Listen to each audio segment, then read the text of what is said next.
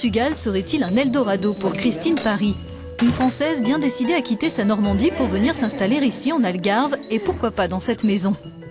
Et il n'y a pas que le charme de cette région du sud du pays qui explique son choix. Comme tous les retraités étrangers, elle peut bénéficier ici d'une exonération d'impôt sur le revenu pendant 10 ans, à la seule condition de domicilier son foyer fiscal au Portugal et de ne pas l'avoir déjà fait dans les 5 dernières années. Depuis 1 an et la clarification d'une loi datant de 2009, le dispositif séduit de plus en plus. J'ai pensé que c'était très intéressant et que pour un pays où il y a du soleil et une qualité de vie agréable, eh bien c'était un plus par rapport aux conditions difficiles dans d'autres pays, en France par exemple, où on a eu des impôts qui ont beaucoup augmenté ces 2 dernières années. Christine n'en est qu'au début de ses démarches pour obtenir ce précieux statut de résident non habituel. Elle n'a pas encore déménagé, mais elle sait déjà comment profiter de l'argent qu'elle va économiser. Je vais me racheter une voiture, je vais découvrir le Portugal puisque je ne connais pas. Si je trouve une maison ici, je vais bien sûr bouger, aller à Lisbonne et puis découvrir le pays et puis vivre tout simplement. C'est toujours mieux de le dépenser que de le donner à l'État.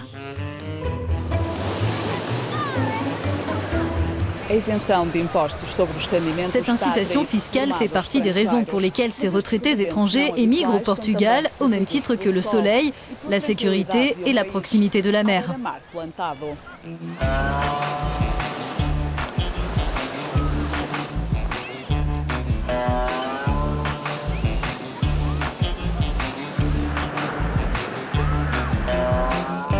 Cet afflux de nouveaux résidents qui trouvent qu'au Portugal les prix des biens sont faibles comparés à leur pays d'origine est évidemment une aubaine pour les agences immobilières. Dans celle-ci, par exemple, le nombre de retraités étrangers à la recherche d'un logement a progressé de 40% sur 1 an. La plus forte hausse concerne les Français, mais il y a aussi des Suédois qui ont envie de vivre dans un pays plus ensoleillé. On constate aussi une augmentation de la demande du côté des Britanniques et on s'attend à ce que les Allemands, eux aussi, se tournent bientôt vers notre marché.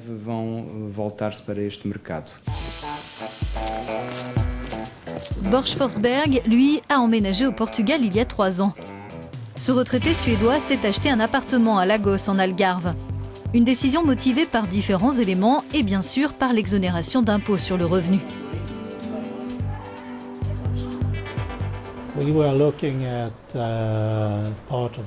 On s'est intéressé à une région d'Espagne, à la France, au Portugal, à Malte.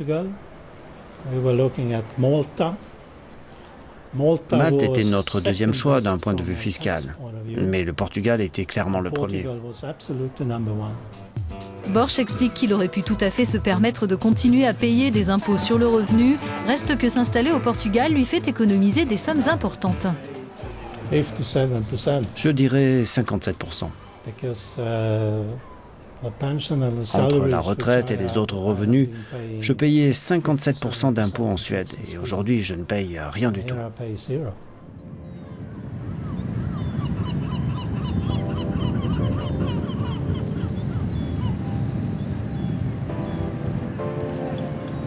Ferragudo, un port de pêche où a élu domicile un autre retraité français.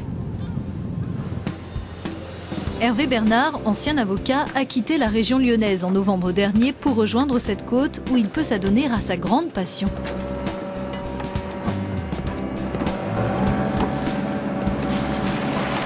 Pour le moment, il n'y a que le Portugal au sein de l'Union européenne, c'est assez surprenant, qui prévoit ce type d'exonération.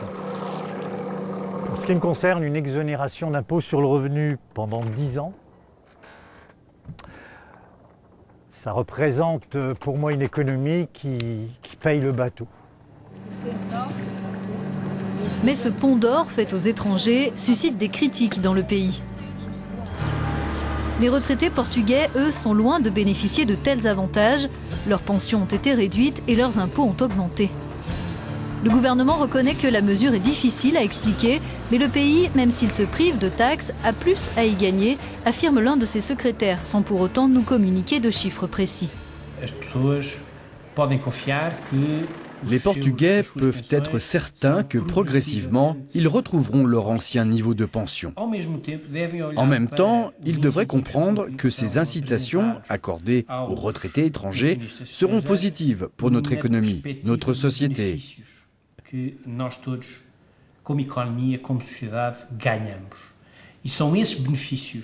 Et ces avantages donneront la possibilité à notre pays, à moyen terme, de revenir au niveau de pension qui existait auparavant.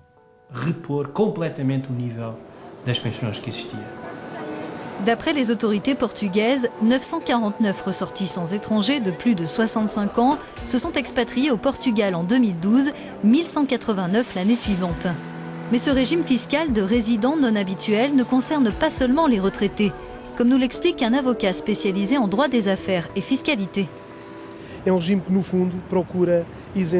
régime a pour but d'attirer des talents, des activités, de l'investissement. Bref, des personnes au Portugal. Il prévoit une exonération d'impôts sur la plupart des revenus que les gens qui viennent s'installer ici perçoivent dans d'autres pays. Elle n'est pas réservée aux retraités, elle s'applique aux revenus fonciers, aux plus-values, aux revenus du capital et aux dividendes. Depuis quelques années, le Portugal multiplie les initiatives pour attirer les étrangers et leurs capitaux. Il offre par exemple des visas gold à tous ceux qui sur place investissent 1 million d'euros minimum, achètent des biens d'une valeur supérieure ou égale à 500 000 euros ou créent au moins 10 emplois. Des avantages qui pourraient ne durer qu'un temps, craignent nos retraités.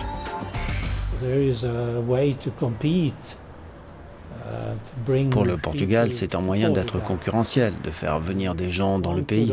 On peut bien sûr se demander s'il n'y a pas un risque que ça s'arrête parce que d'autres pays de l'Union européenne pourraient dire que cette pratique n'est pas équitable. Donc je ne serais pas surpris s'il y avait un changement d'attitude ou une pression du côté de l'Union pour que la situation change. Ces retraités disent ne pas avoir l'intention de quitter le Portugal, même si on leur demande dans quelque temps de payer des impôts. Ils ont trouvé d'autres atouts à ce pays.